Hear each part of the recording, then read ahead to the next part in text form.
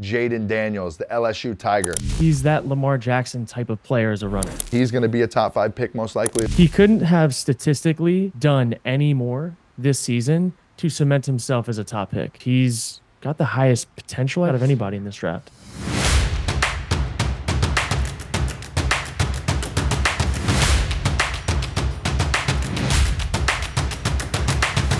I'm Johnny Manziel, Action Network Studios, joined by my boy Kurt Binkert, and this is Franchise Mode QB Edition.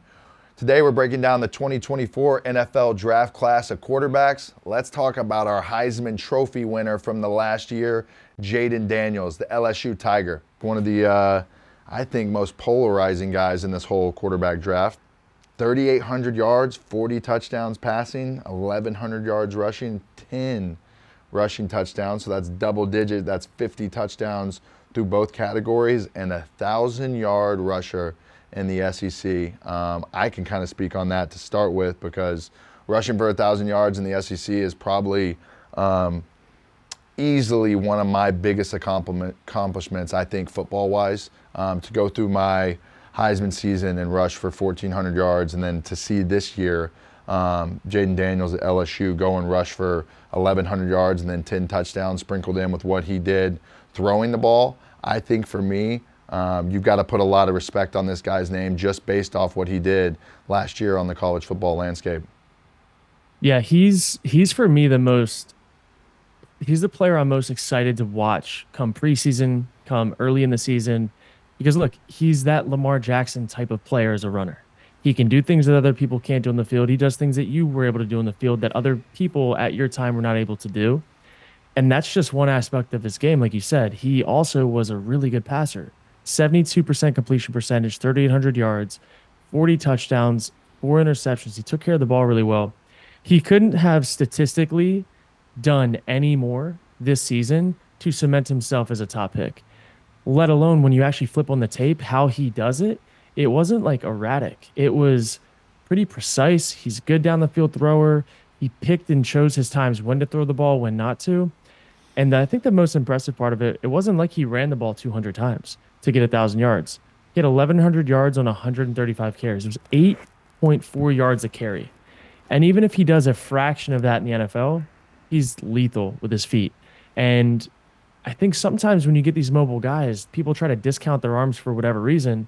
You could watch just his passing tape and say that he's going to be a top 10 pick off of his passing tape. So for me, how dynamic he is really awesome to watch. And I think he's a guy that if you're going to go early to a team that's not necessarily ready to contend right now, that's rebuilding, having that extra athleticism gives you a chance. Because if you get one of these pocket passers that can't really move a whole lot, that puts a lot of stress on your team on third downs, especially. Like, the best players in the league can convert on third downs to keep their drives alive, and I think he's probably going to be one of those guys that it's going to be really hard for defensive coordinators to stop. What do you do? So I'm excited to see what happens with him, because he's got the highest potential, I think, out of anybody in this draft. Yeah, I would agree with you on that he probably has the highest ceiling out of anybody that's going to come out of this draft class. Obviously, that's hard to say with Caleb being in the class.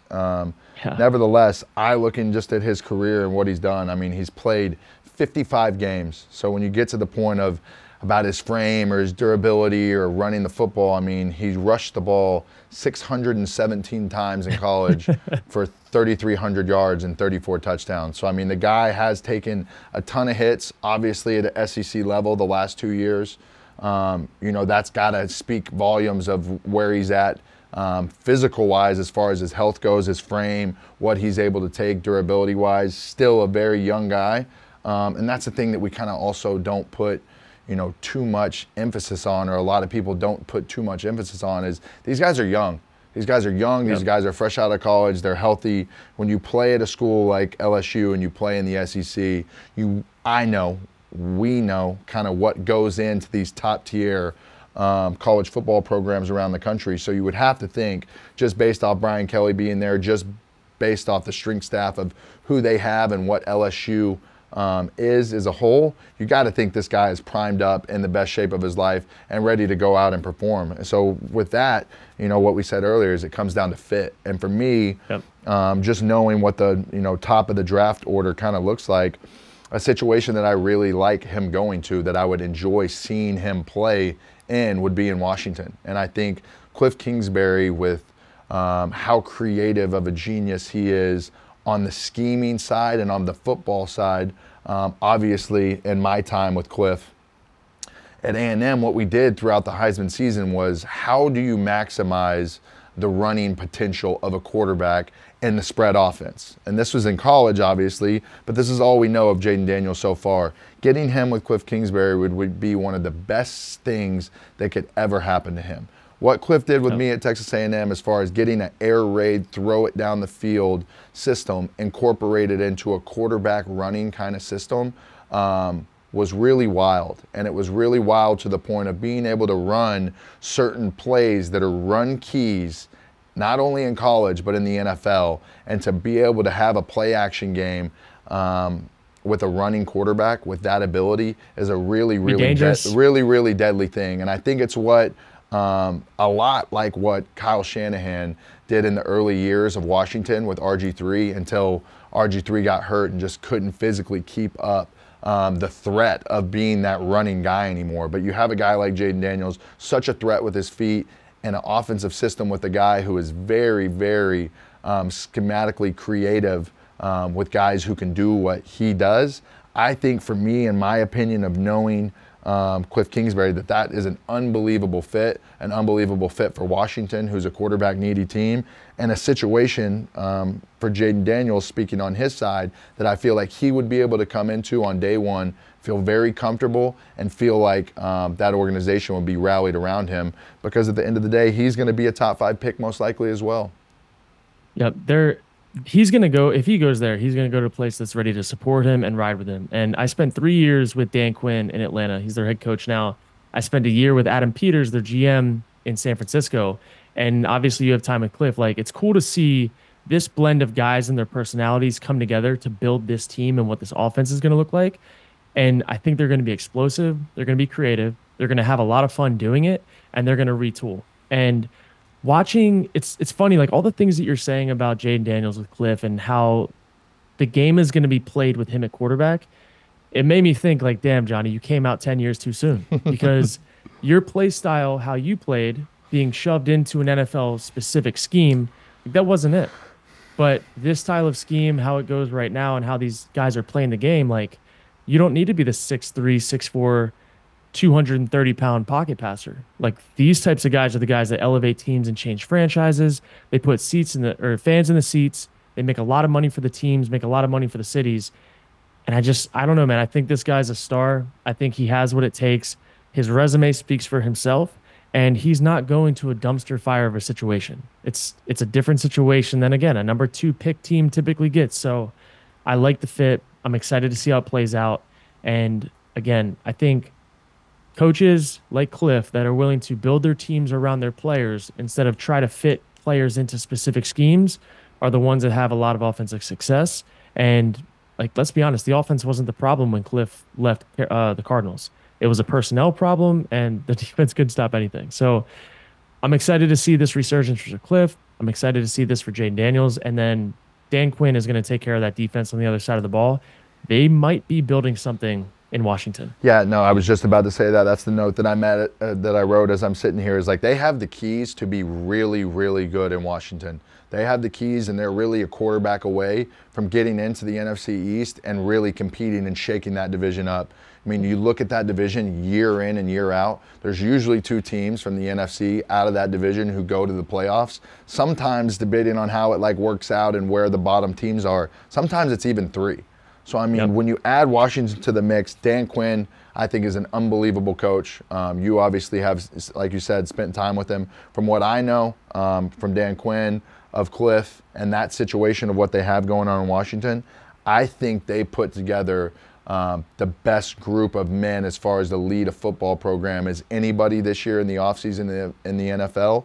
And I think, obviously, they're a quarterback away. So getting back to speaking about Jayden Daniels, if he gets a chance to go to Washington, I think it's going to be an absolute slam dunk. I think it would be a home run. Whoever Washington ends up taking in this draft, you can speak as a whole of the 6 guys that we're talking about, but whoever Washington ends up with, that quarterback is going into a very, very quarterback-friendly, a mental-friendly situation that we don't always speak about in NFL guys, that when you get into these rooms as a young guy and you have so much coming at you, it gets a little hard to decipher early on in the NFL game what's real and what's not. Yes, and that's not just from point. a football sense. It's not just walking out to the practice field every day.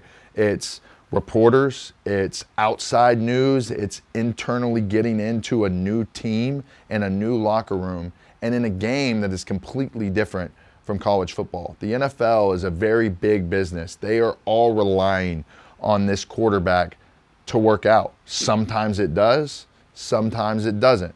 And guys like Dan Quinn and guys like Cliff Kingsbury have the uncanny ability to bring out the best, not only in football players, but in people. And sometimes as a young guy coming into a situation where so much is hoisted upon you, that's exactly what you need. Somebody, a coach, who can also be a friend in a sense and help you on a path and a journey that you're on as being a rookie in the NFL, because it's not easy. It's not easy. You could mic drop right there. That was awesome.